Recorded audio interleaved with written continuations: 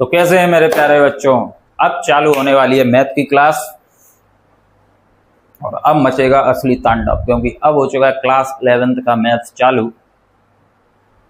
और आज मैं आपसे बताऊंगा कि कैसे 11th क्लास के लिए आप प्रिपेयर करेंगे। तो टेंशन नहीं लेनी है, मैं और तुम मिलके फोड़ देंगे। अब हम किस स्ट्रीम को चूज करें, है ना, कौन सी स्ट्रीम हमें पसंद है।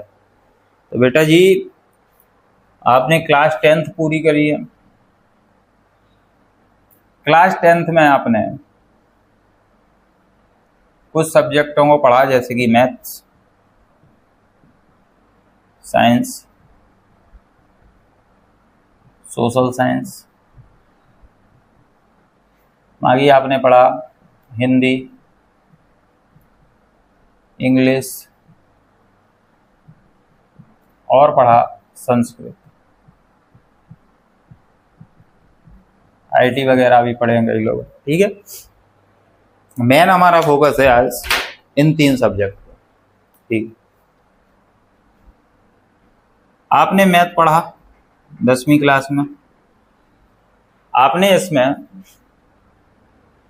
इंटरेस्ट लिया, आपने खुद देखा होगा कि मैथ आपको कैसे और कितना समझ में आ रहा है ना। सेम आपका साइंस, आपने साइंस में 3 साइंस पढ़ी हैं, physics, chemistry, bio. Physics, chemistry, bio. अब आपको यहाँ पे आपने एक सब्जेक्ट और पढ़ा जिसका नाम है सोशल साइंस, ठीक है। आप यहाँ पे देखेंगे तो अगर आप अब क्लास 10th से और अब आप आएंगे क्लास 11th में, तो आपके पास यहाँ से एक स्ट्रीम और बढ़ेगी 11th में। आप यहाँ से कॉमर्स ले सकते हैं, ठीक है, कॉमर्स प्लस मैथ ले सकते हैं। इट्स अप टू यू, जैसा भी आपको ठीक लगे।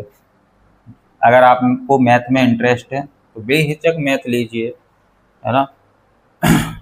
ऐसा नहीं है, डरना नहीं है, कुछ नहीं है टफ, ऐसे ही बोलते हैं। फिर पीसीएम ले सकते हैं। आपने फिजिक्स 10th में पढ़ा है, केमिस्ट्री पढ़ा है, मैथ भी पढ़ा है। आप अपना इंटरेस्ट जागृत करिए कि आपको फिजिक्स, केमिस्ट्री और मैथ पसंद है, तो आप बिल्कुल ले सकते हैं।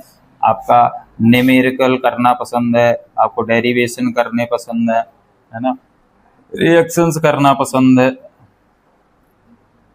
तो आप बिंदास तरीके से केमिस्ट्री ले सकते हैं। और यहाँ पे आप मैथ भी ले सकते हैं। मैथ इजी है बशर्ते आप प्रैक्टिस में हैं तो।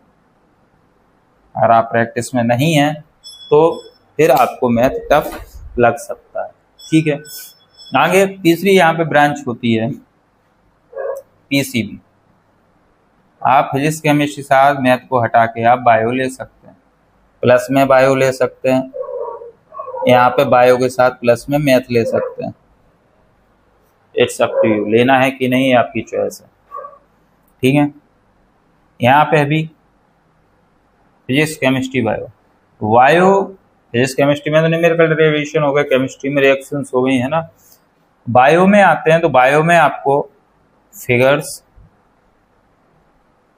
अगर आपको फिगर्स बनाने पसंद है तो आप बायो जाओ, एक आर्टिस्ट होना चाहिए। और फिर अगर आपको इसके बाद मेमोरी अगर आपकी अच्छी है, याद करने की क्षमता अच्छी है, तो आप बायो जाओ। ऐसा नहीं कह रहा हूं मैं कि इन सब्जेक्ट को याद नहीं करना पड़ेगा, करना पड़ेगा, लेकिन अगर इनको आप प्रैक्टिस में लिए रहेंगे तो आपको इतना कुछ दिक्कत में आने की कोई बात नहीं है। यहाँ पे आपको बहुत सारे नेम्स याद रखने पड़ेंगे, फिगर्स याद रखने पड़ेंगे, है ना।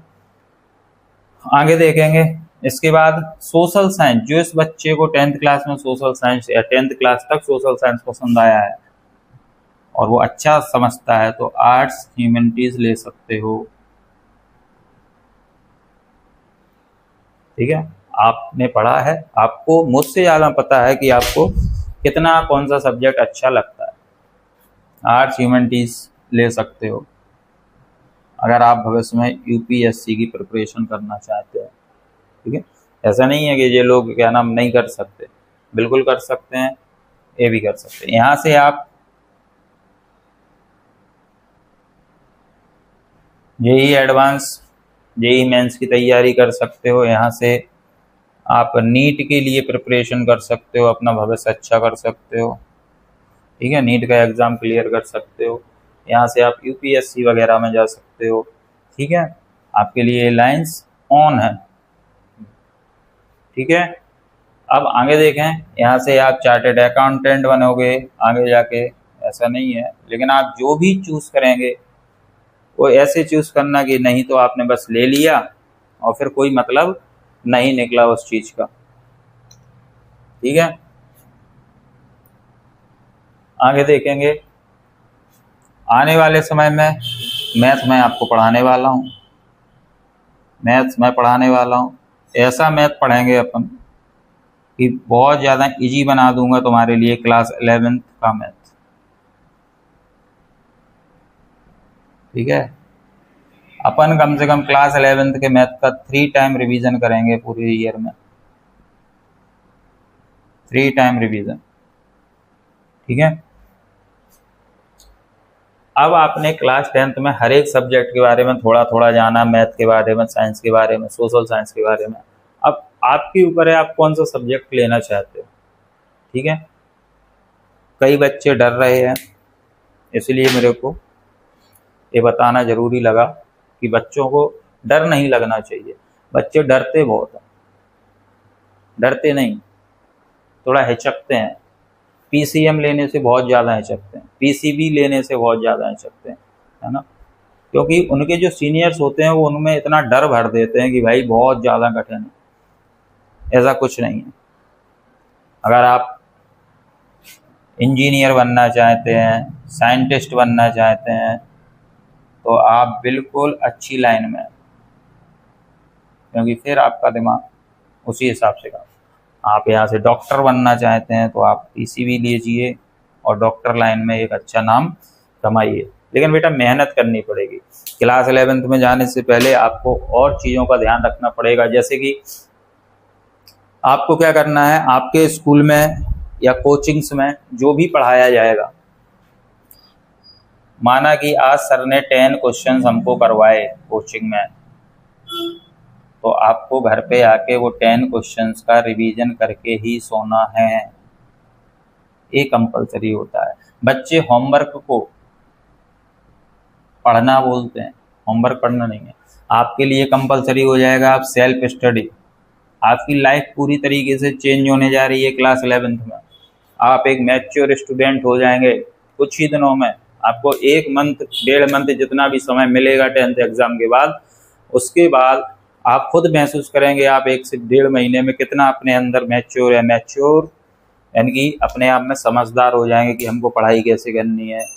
आपको टीचर से रिलेट करना पड़ेगा, आपको क्वेश्चंस क्लास में पूछने पड़ेंगे। ठीक है, क्योंकि अब अपने को अपनी ज़िंदगी नरक नहीं करनी है।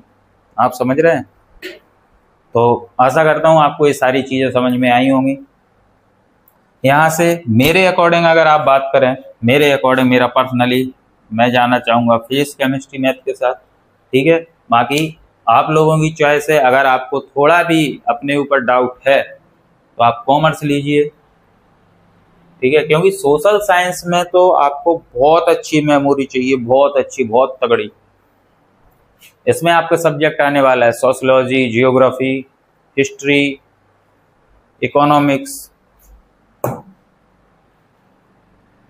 इकोनॉमिक्स प्लस में डाल सकते हैं आर्ट्स एंड ह्यूमैनिटीज में। ठीक है, तो आप लोग इन सारी चीज़ों का अच्छे से ध्यान रखेंगे और आशा करते हैं आप लोगों को बात समझ में आई होगी। Thank you.